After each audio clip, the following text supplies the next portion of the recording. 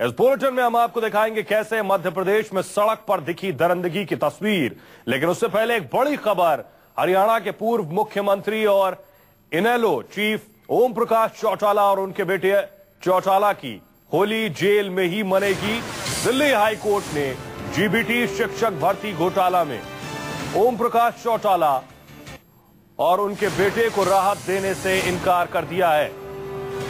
Court पहले ही ओम प्रकाश चौटाला और उनके बेटे को जेबीटी भर्ती घोटाले में दोषी ठहरा चुकी है। लोअर कोर्ट ने चौटाला को 10 साल कैद की सजा सुनाई थी। इसी सजा के खिलाफ चौटाला दिल्ली हाई कोर्ट पहुंचे थे।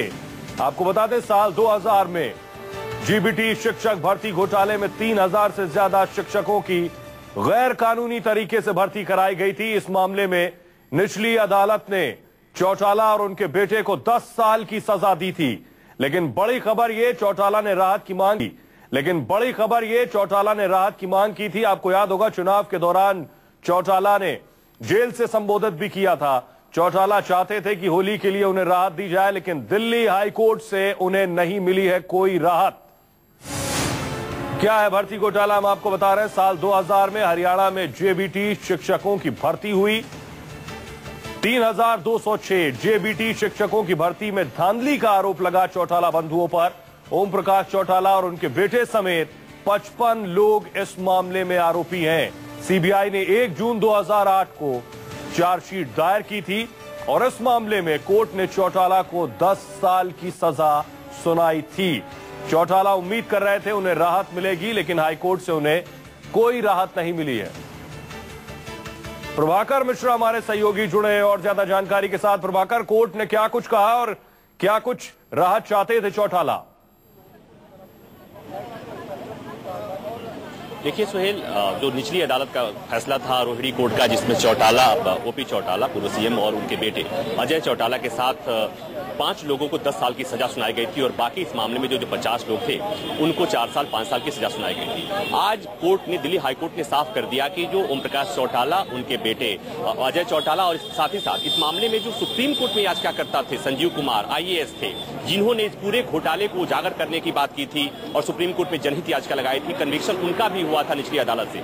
आज हाईकोर्ट ने यह माना कि जो 5 प्राइम एक्यूज थे वही मुख्य साजिश करता थे, इसलिए उनको किसी प्रकार की रियायत नहीं दी जानी चाहिए और उनकी याचिका को खारिज करते हुए उनकी जो सजा थी, रोहिणी कोर्ट की जो सजा थी, उसे बहाल रखने का आदेश दिया है। मतलब साफ है कि पूर्व मुख्यमंत्री ओपी चौटाला, उनके बेटे अजय चौटाला, संजीव कुमार और बाकी 2 लोगों को 10 साल की सजा कोर्ट ने सुनाई है और बाकी जो 50 लोगों को सजा सुनाई गई थी, जिनको 4 साल और 5 साल की सजा सुनाई गई थी, कोर्ट ने अपने फैसले में कहा है कि चूंकि ये सबऑर्डिनेट लोग थे और इनको अपने अधिकारियों की और मुख्यमंत्री की बात माननी थी, लिहाजा उनसे नरमी बरती जा सकती है और कोर्ट ने उनकी सजा को 2 साल कर दिया है। तो मतलब साफ है कि कोर्ट ने यह भी अपनी टिप्पणी में कहा है कि ओम प्रकाश चौटाला राज्य के मुख्यमंत्री थे और ये जो धांधली हुई थी राज्य के युवाओं के साथ हुई थी, 3200 युवा जो कि इस मामले में जिनका सिलेक्शन हो गया था और उनकी पूरी लिस्ट बदल दी गई और धांधली की गई, पैसे लेकर लिस्ट बदल दी गई थी और एक रिक्रूटमेंट में 3-3 लाख 2-2 लाख रुपए लिए गए थे।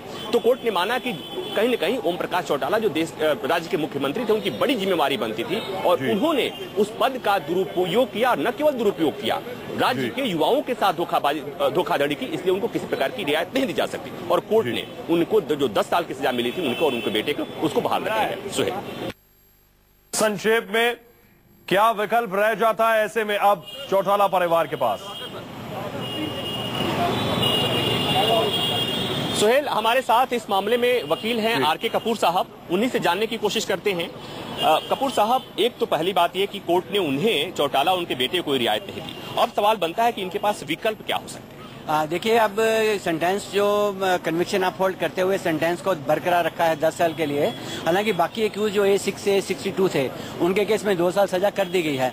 लेकिन अब सवाल यह है कि इनकी 10 साल की सजा हो गई है, पॉलिटिकल कैरियर में बड़ा गहरा से धक्का लगता है, तो इसलिए इनको भी सीधा सुप्रीम कोर्ट में अपील करनी पड़ेगी और SLP करने के बाद अगर सुप्रीम कोर्ट अपील एडमिट करके ग्रांट करके अलाउ करता है तो उसमें इंटरिम प्रेयर या सस्पेंशन ऑफ सेंटेंस की भी कर सकते हैं, स्टे ऑफ कन्विक्शन की भी कर सकते हैं।